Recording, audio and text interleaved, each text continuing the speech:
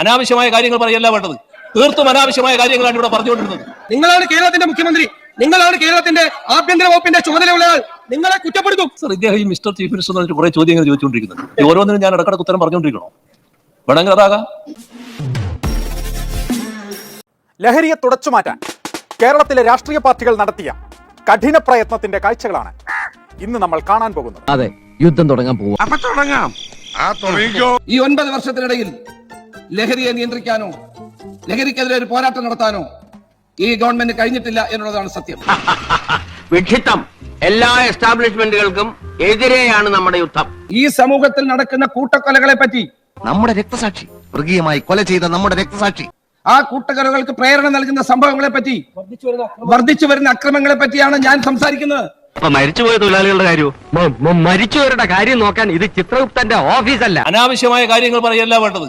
തീർത്തും അനാവശ്യമായ കാര്യങ്ങളാണ് ഇവിടെ പറഞ്ഞുകൊണ്ടിരുന്നത്. അനാവശ്യമായ കാര്യങ്ങൾ പറയാനല്ല ഈ വേദി ഉപയോഗപ്പെടുത്തുന്നത്. അച്ചടക്കമില്ലാതെ പെരുമാറിയാൽ അറിയാലോ, ഞങ്ങളത് പഠിപ്പിക്കും. നിങ്ങളാണ് കേരളത്തിന്റെ മുഖ്യമന്ത്രി, നിങ്ങളാണ് കേരളത്തിന്റെ ആഭ്യന്തര വകുപ്പിന്റെ ചുമതലയുള്ള ആൾ. നിങ്ങളെ കുറ്റപ്പെടുത്തും. നീ കാര്യമായിട്ടാണോ ഈ പറഞ്ഞത്?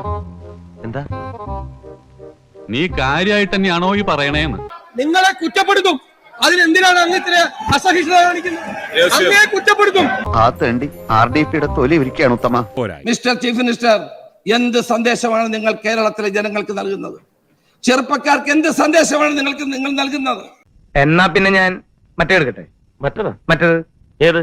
പിണറായി സഖാവിന്റെ മൂക്കത്തെ ശുണ്ടി നാട്ടിലെല്ലാം പാട്ടാണ്. മുഖ്യമന്ത്രിയായ ശേഷം അവസരം കിട്ടിയാലൊക്കെ അദ്ദേഹം അത് പ്രകടിപ്പിക്കാറുമുണ്ട്. സർ, ഇദ്ദേഹം ഈ മിസ്റ്റർ ചീഫ് മിനിസ്റ്റർ എന്ന് കുറെ ചോദ്യങ്ങൾ ചോദിച്ചുകൊണ്ടിരിക്കുന്നത്. ഓരോന്നിനും ഞാൻ ഇടക്കിടക്ക് ഉത്തരം പറഞ്ഞുകൊണ്ടിരിക്കണോ? വേണമെങ്കിൽ അതാകാം. അതാണ് ഉദ്ദേശിക്കുന്നതെങ്കിൽ. നീയാണല്ലോ കോടതി.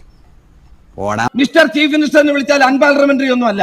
ആണുങ്ങളോട് മര്യാദ സംസാരിച്ചില്ലെങ്കിൽ അടിച്ച് മിസ്റ്റർ ചീഫ് മിനിസ്റ്റർ എന്ന് പറയുന്ന പാർലമെന്റിൽ മിസ്റ്റർ പ്രൈം മിനിസ്റ്റർ എന്നൊക്കെ ഞങ്ങൾ വിളിക്കുന്നതാണ്. അങ്ങേക്ക് അറിയാമല്ലോ. സാരമില്ല ഭായി, അവൻ പൊട്ടന് വെളിവില്ലാതെ ഓരോന്ന് പറഞ്ഞതാ. 2016 മുതൽ 21 വരെയുള്ള 5 വർഷം ആ വിളി ഞാൻ കേട്ടുകൊണ്ടിരുന്നതാ. അത് കേൾക്കാത്ത ആളല്ല ഞാൻ. അത് പഠിപ്പിക്കാൻ ഈ അവസരം ഉപയോഗിക്കണ്ട.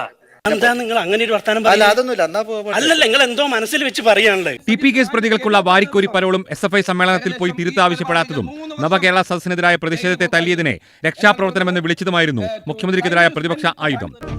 ചേട്ടാ, അപമാനിച്ചേ ഞാൻ പോയിക്കോട്ടെ. അപമാനത്തിന് തന്നെ അപമാനമാണ് നീ. No problem. എനിക്ക് കിട്ടേണ്ടത് ഞാൻ ചോദിച്ചു വാങ്ങിച്ചാണ്. You carry on.